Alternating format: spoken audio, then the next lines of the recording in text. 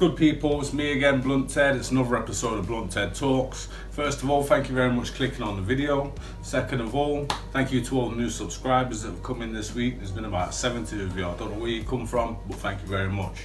Much appreciated. If you haven't subscribed, then yeah, please do so. Lots more videos coming up. Hopefully this takeover bullshit is going to be over soon so we can get on with more positive stuff, because this is driving me crazy. But anyway, this video is basically, it's about Mike Ashley, the takeover, and what's going on. I've watched the video today of Ian Smith. If you haven't seen his channel, I'll drop a link in the description so you can go to his channel. His channel's great. I'm a big fan of what he does. I do disagree with a little bit of what he said today in the video though. I agree with most of what he said, but just a little point, you know, he says, you know, it's basically, it's down to the Premier League to pass this test now, you know, but there is, or to pass the deal, should I say, but there is no deal to put through because the Saudis backed out. Okay, and somebody commented on there saying the deal was 100% going ahead, blah blah blah. Now the only thing we've got to go on this is a statement that came out, it must have been a week ago, 2 weeks ago or something. No, it's about a week ago, something like that. I can't remember the day. I'll have a look in a second. I'll look for the statement and I'll post it here. But it was basically something about investing into the transfer window and, you know, being committed with this sale, 100% committed with the sale. But Mike Ashley does this a lot. He does this a lot.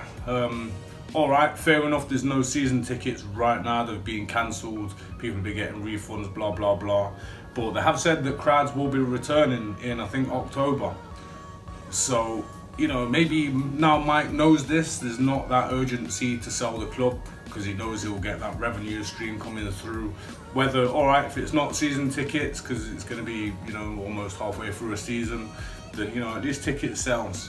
If he can keep the fans on side and keep as many fans thinking that he's trying to do good for us by selling us, then that's revenue for him. He doesn't want to look right now like he is backed out of it himself. But personally, I think he was buzzing that the Saudis backed out. I don't think he was that bothered at all. Something else that's being mentioned as well is, you know, not by Ian Smith, is just by the fan base in general, Twitter, Facebook, etc., Reddit. Basically, people are saying that, you know, Mike's got this, oh, this deal's back on the table because of Mike, and it's not. It's really not. It's got nothing to do with Mike. The fans have done this. If there is a deal to go back on the table, this is due to the fans. The fans have been absolutely amazing. There's been 2 petitions running, one on change.org and one to directgov.org, whatever it was. But yeah, 2 petitions going. There's been a lot of attention on Twitter. Everybody's been getting tagged. Everybody's been getting tagged in tweets. Everybody. So yeah, it's gone nationwide. It's gone worldwide, in fact. Which is, you know, it's doing Mike another favour as well because he's getting his Sports Direct banners all over the news, worldwide. So, you know, that's doing him some favours. Look at it another way. He's just made 17 million off the back of a failed takeover. You know, if he does nothing more now, he's made 17 million. You know, and he can go to somebody else and try and sell the club. You know, this Maurice fella, we don't want him, he can get in the bin.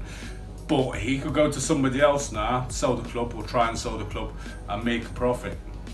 That's 17 million. If he goes ahead with the deal now, obviously that 17 million's the deposit, so it's going to get tied back into the deal. You know, look at it another way. There's so many ways to look at it, but look at it another way.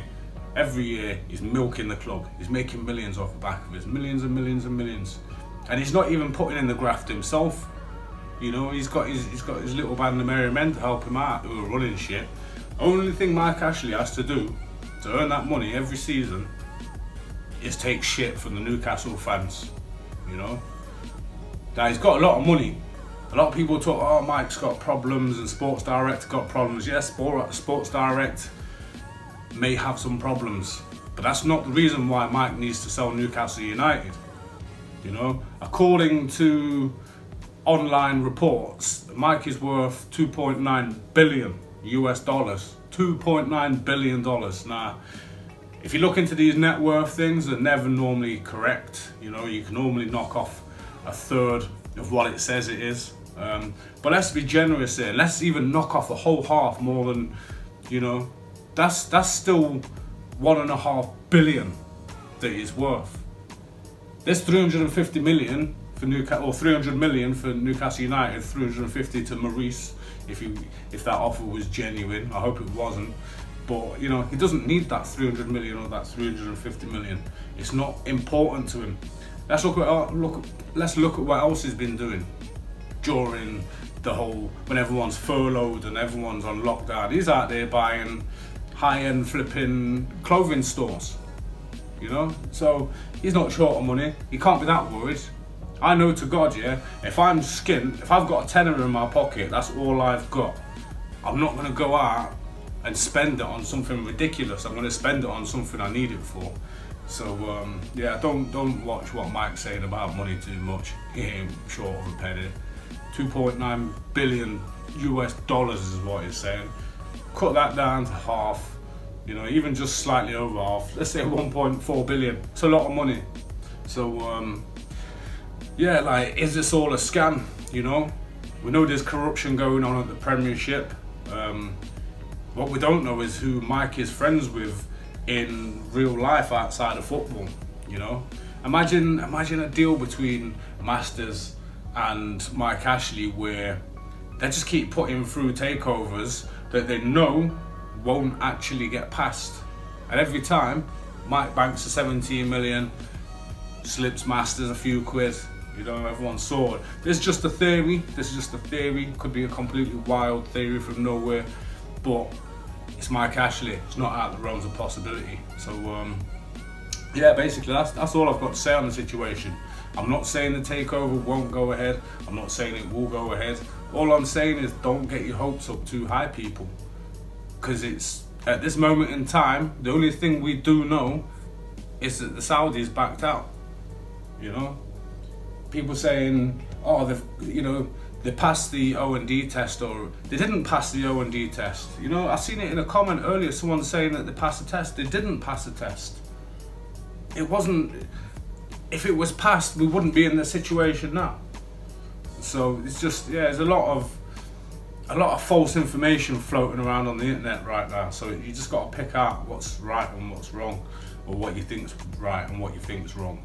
Me personally, like, my opinion is, I don't think Mike Ashley wants to sell Newcastle United. I think maybe he did at the start of all this lockdown and all the Rona stuff when that started, and he probably was quite worried about money at that point, you know. But I mean, even in the last few days, the government have turned around and says that it's not as much of an economic disaster for this country as they thought it was, and the climb is a lot faster than they thought it was going to be. So Mike's obviously watching all this financial stuff, and he's not worried about money. I don't think he's going anywhere. I don't think he does.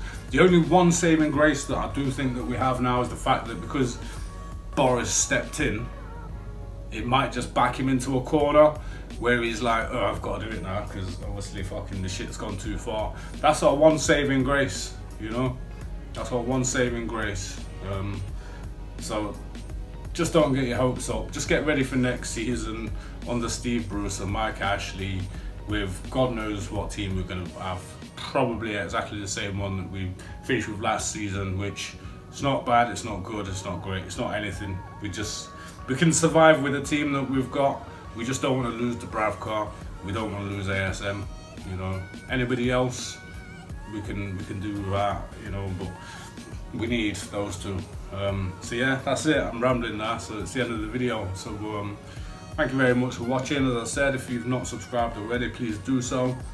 Thank you very much to all the subscribers that came in this week. I think I said that at the start of the video, but yeah, honestly, thank you very much. It's been Blunt Ted. It's another episode of Blunt Ted Talks.